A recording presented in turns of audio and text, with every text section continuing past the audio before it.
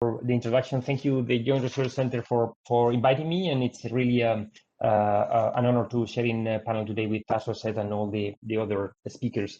My presentation will be a bit different compared to the one that has been by Seth, even if I missed, unfortunately, a big part of it because of problems of connection on the sound. But I will be more focused on the governance of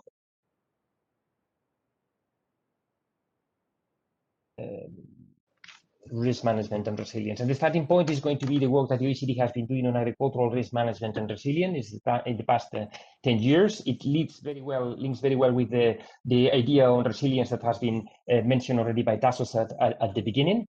And it is it has been focused in the past more on agriculture, but as has been very well signaled by Seth, when we are talking about this kind of crisis, we have to think beyond agriculture, and the approach has to go for the whole food sector. And having this broader approach is completely necessary, but it's also the kind of approach we're doing is applicable to the whole food sector. So my main message today is about how preparedness we can be prepared and have to be prepared to a wide range of risks, and how this preparedness it's important to distinguish making a distinguished line between what are risks, what are disasters, and what are crises. The line is thin, but it's clear that if we are very well prepared, we can avoid the crisis becoming disasters, or what Stefan Delcon would call dual disasters that could have been avoided. Or if we are very well prepared, we are also able to ensure that the crises are followed by the needed transformation, linking with the etymological meaning in the ancient Greek from crisis, which is not only about suffering, a situation of suffering, but also a situation of decision and change. We are relatively more aware about these kind of big risk and shocks compared to the past, probably because of the urgency that the climate change is putting in terms of the increasing frequency and of adverse weather events, but also because of the current situation that allows us to know that there are other kind of shocks that are socioeconomic, health, and political. And in the context of the COVID pandemic, it's easy to be aware about this. My presentation will follow 5 steps. First, I will try to explain what has been the journey from risk management to resilience, a bit in line with what Jesús was saying, from the short term to the longer term thinking, and that has been reflected in the policy debate, and it's been reflected also in the OECD analysis. Second, I will try to put contingency planning as part of this resilience frame, and it's part mainly in the context of the preparedness part of resilience.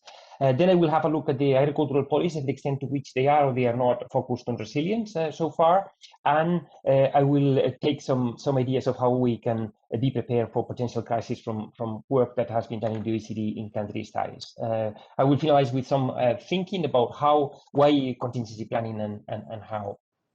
So first, this journey from risk management to resilience. Risk management is about the identification of an evaluation of risk, and then putting the resources to control somehow the impact and the probability. Therefore, focusing mainly on the stability dimension of the problem and the short term, and making sure that in the short term there is a capacity to absorb these impacts, and at the same time to recover from the shocks. But resilience is a broader concept that looks a bit more in the longer term, both before the crisis and afterwards. So being prepared, it is very important to prevent some risk, and also to be prepared to manage it when the crisis or the risk come in. And after the crisis also, because there is a need to adapt to the evolving risk environment that exists and creates different types of shocks. And being able to transform, profiting from the opportunity of a crisis to become stronger, and being able to improve the productivity, the sustainability, and the resilience of the whole system for the future.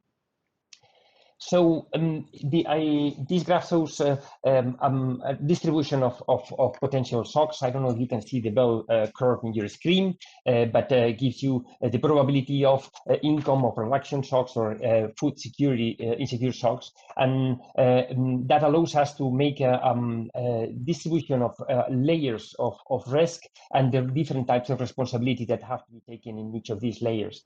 We have a catastrophic layer of risk, which is in the tail of the distribution, the most extreme and the most rare events, for which they are more likely to lead to market failures, and therefore there is a more role for government for action. In the other side of the graph in the right, we can see normal risks, which are very frequent, and normally they have to be managed by the individual actors, be it farmers, be it other actors in the value chain, that need to take decisions in terms of the diversification, the way they produce, and the way they organize. And in the middle, there is a space of middle risk in which there is a space also for market tools to transfer and to share different types of risks. This three layers holistic approach to risk management is valid also for resilience, but resilience adds an additional dimensions. First, a larger focus on the ex-ante policies, preparedness, that is so relevant in the context of contingency planning, and also preparing in terms of creating capacities capacities for resilience in the different actors, in the farm and in all the different actors, having contingency planning at the different levels in the food chain, but also having financial management, investments, and diversification when required. The second, another additional element that resilience brings to the picture is the focus on the public goods and non-regret policies. The fact that it's very important to have the appropriate information and in all types of risk, including, of course, early warning systems, but also having research, knowledge, and innovation that allows the transfer and adoption of the knowledge to be able to be better prepared, and also to be able to manage the different shocks when they happen. So how we can operationalize these additional concepts of resilience? I will focus on two main elements: the greater focus on the ex-ante policies and strategies, and I insist that is very important for the topic of today's workshop on contingency planning. And the other one, which is also very important for contingency planning, is the idea of participatory and collaboratory process, in order to define properly the responsibilities, the different layers of responsibility for different actors in the food chain, and to create the awareness and facilitate the communication when it is required in the moment of crisis. The key three principles that to be prepared and resilient, and we have to remind that very much in the front, is diversification, that is not putting all your eggs in the same basket; reasonable redundancies, that is in order to make sure that we are able to keep the activities going when something goes wrong; and modularity, that means that we avoid localized bottlenecks that do not spill over into the whole system.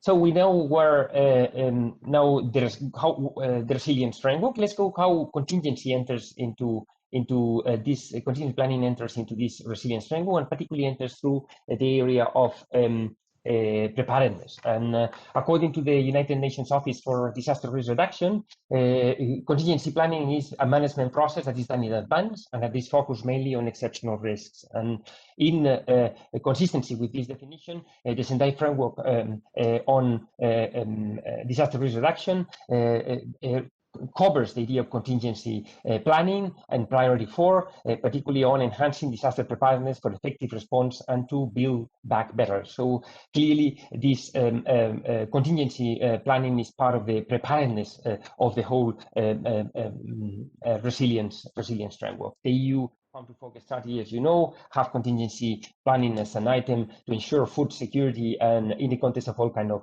crisis. And of course, this has been it takes place in the context of the COVID-19 that have implications on how we see this contingency planning.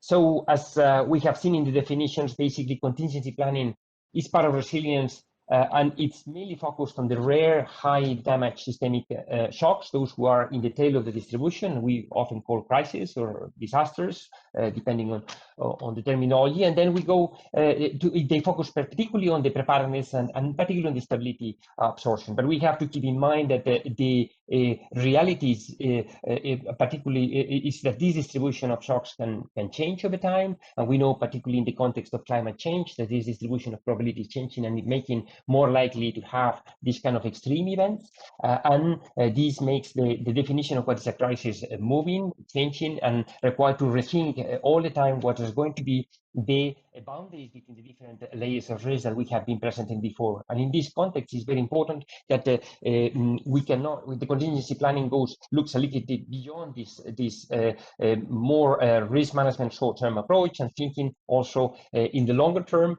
to resilience, because to have resilience and being able to have adaptation and transformation to following the different types of risk and crisis. The importance of participatory process in order to redefine constantly and being flexible to understand what is the new environment, risk environment in which the things are taking, risk are occurring and production is taking place.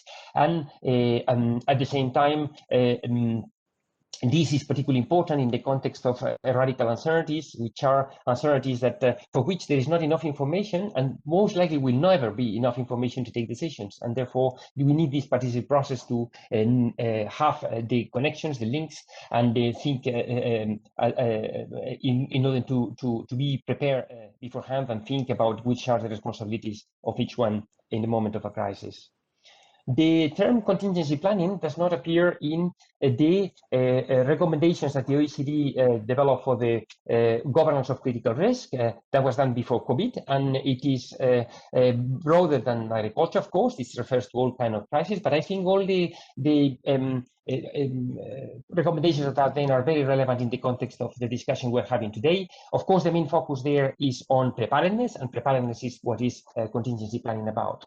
So the first recommendation is that the national strategy for critical risks have to be focused on all hazards approach, not thinking of single hazards and single responses for these hazards, engaging all government actors, of course, beyond one sector, and anticipating to make sure that we reinforce preparedness. This is the biggest role of these kind of national strategies.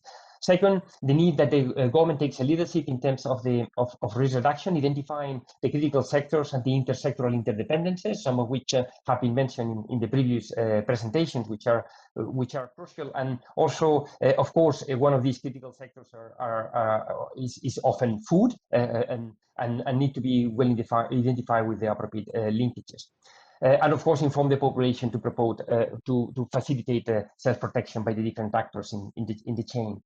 It is very much underlined the idea of the need of partnerships that with the private sector, because the private sector is crucial for being well prepared and developing the trusted information sharing networks that facilitate the flow of information, of knowledge, and of identification of different difficulties of problem in a very early stage. So this creation of trusted information sharing networks is crucial for this contingency planning, and continuous learning, of course, having exposed evaluation of any kind of crisis. So let's look now to agricultural policies and see the extent to which they are focused on resilience, and we see that there is a significant amount of support provided by OECD and non-OECD countries to agriculture. We're talking about 700 billion a year in the last few years, 2/3 of which is market price support or distorting payments, which are not very much focused on resilience. This is not the case in the EU, that has been some significant reforms in the last 2 decades, in which the percentage of gross farm receipts that come from support policies is about 19%, and less than 1/3 is coming from more distorting measures. When we look to the importance of government expenditure on risk management tools, we see that this has been increasing over time in the last 2 decades, and particularly it is expenditure on insurance subsidies, but also on exposed natural disasters, and more recently on ad hoc assistance for economic shocks, as mentioned in the previous presentation, but said in the US with this assistance due to the trade restrictions with China in the past, and now, of course, because of COVID. But if we look to the share of PSCs that it goes to risk management, in the case of the EU, is only 3% compared to 40% of the United States.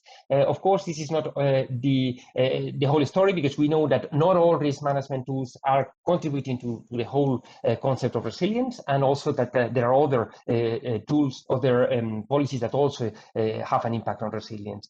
The fact is that potentially highly distorting support, which is the largest part globally, it's not targeted to resilience, nor to productivity, nor sustainability, and particularly market price support that is often based on border measures that impede precisely the flexibility on trade that is required in the case of stresses that was mentioned by Tassos in his presentation before. Decoupled payments that are so important in the case of the EU have impacts, of course, on resilience. They help, of course, to absorb and recover from shocks for farmers, and they also keep the land on agricultural use, and somehow that creates some kind of redundancy that can be used in future shocks for being resilient. But also, of course, they can potentially keep inertia on producing as in the past, and then making it a bit more difficult to transform and adjust. An example of how different policies affect each other, we know that the EU has had in the previous planning period, 13-20, they had a agricultural crisis reserve for disruptions of 2.8 billion that was hardly used as crisis transfer mechanism. And when we look to the non-regret policy, support to public goods, for innovation, for information infrastructure, and that contribute to preparedness, this is minimal in the total of support across countries.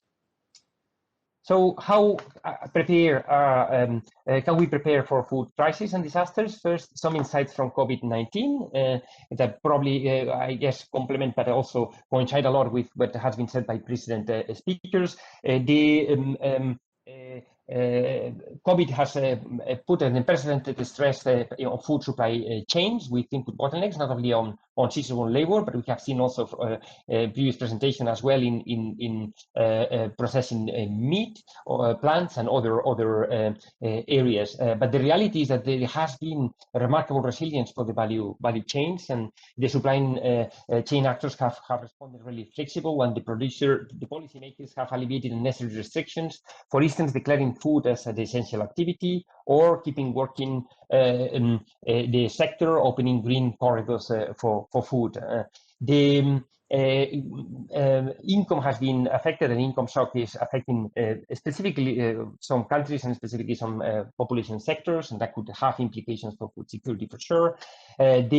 Most of the response that has taken place to COVID policy responses in 2020, as you can see in the graph that is going to be published in the upcoming monitoring and evaluation report of the OECD, we see that most of this is responses are going to temporary relief to producers and consumers, and as it has been also not only to producers but also to broader the value chain, and there is and also to resolve some bottlenecks like labor shortages. But the reality is that the measures that have gone to non-regret policies on and particularly those that are related to transform and to rebuild the sector have not been so significant, much fewer than the others.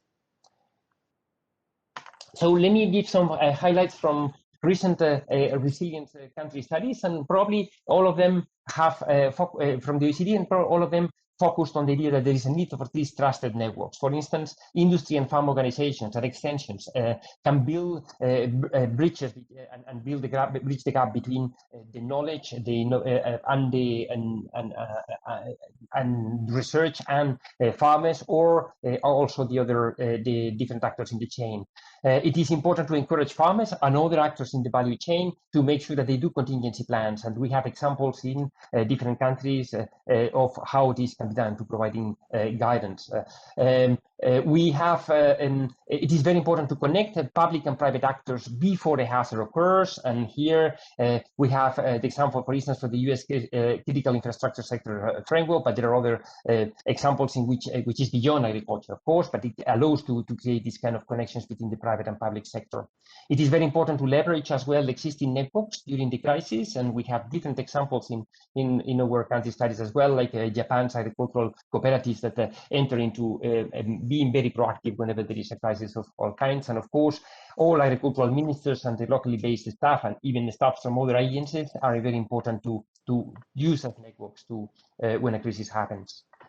In terms of other good policy practices, it is the importance of participatory processes. We can mention, for instance, the cost-sharing public-private partnerships to manage animal and plant health risk in